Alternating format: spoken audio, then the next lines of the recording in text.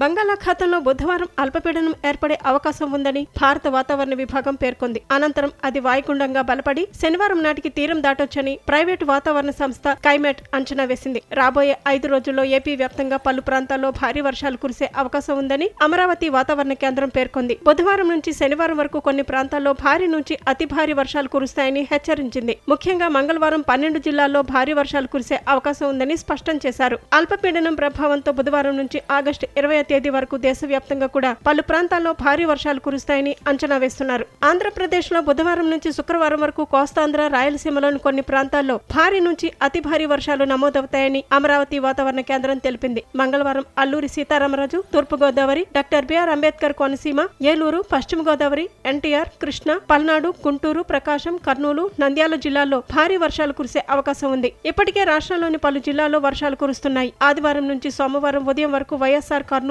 నంద్యాల, శ్రీ సత్యసాయి, చిత్తూరు, ఎన్టీఆర్, తిరుపతి జిల్లాలోని కొన్ని చోట్ల భారీ వర్షాలు కురిశాయి. సోమవారం పల్నాడు, తూర్పుగోదావరి, గుంటూరు, ప్రకాశం, కృష్ణా, బాపట్ల సహా పలు జిల్లాల్లో వర్షాలు నమోదయ్యాయి.